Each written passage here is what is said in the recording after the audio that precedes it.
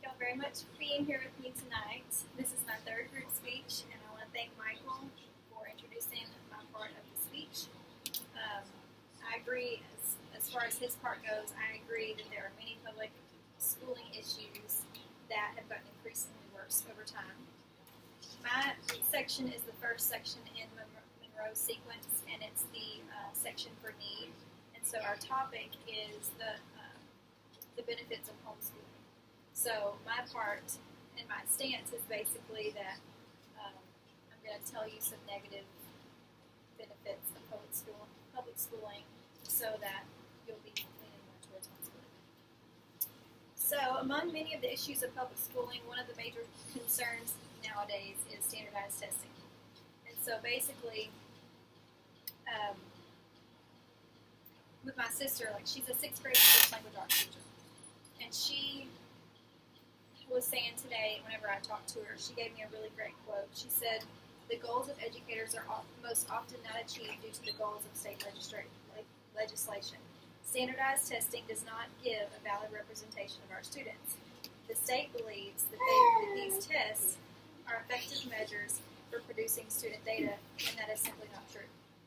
So basically, these standardized tests are bringing people who are at GT level down to an average level, and then it's bringing students who may have trouble or learning disabilities, or who just may come into the room and had a good testing day, and they're bringing them all at an average level, and then they're getting this big pile of data saying, oh, they're passing, they're doing good, they're all average, which is really not giving a true representation of the individual's growth, in their own education.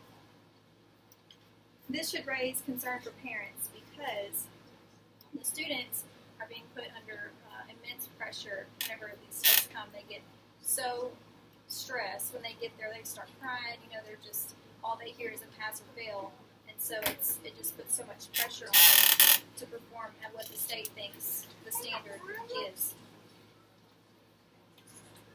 So an advantage of homeschooling is that they don't even have to take standardized testing. So people think that all of these teachers have to be certified teachers, and they don't. And their only requirements are reading, a social studies, a science, a math, and a good, what's called a good citizenship course. And that's all they use as far as their stuff goes. There's a couple of ladies that I go to church with. Their names are Cecilia and Sarah. And they both homeschool their children. A quote from Cecilia said, "I was homeschooled from 2nd to 12th grade, so it was very familiar to me. I wanted my children to have a Bible-based education, and I love the flexibility that it gives my family. Homeschool students are highly respected by colleges and have a reputation for being disciplined, self-motivated, and consistently score higher on tests than their peers do." And Sarah, her sister, stated that her homeschooling allows her to also teach her children from a biblical perspective in every subject. She also said that it's a huge commitment and it shouldn't be lightly taken. So homeschooling is not for everybody, because you have to have 100% commitment whenever you get ready to do it. Another thing too is teachers are expected to give everything to their students, and now another issue is that these classrooms are becoming way overcrowded. So they've got 30 plus students for, I know in high school they've gone for 45 minutes, each. And so they're expected to give all these children the same amount of attention, and then still expect to be healthy and not overburdened and not exhausted. So that's a huge problem. There's a great website called Teach Hub, and they stated that in an educational research, this overcrowding is seen as the root cause for failed schools and as well as teacher dissatisfaction.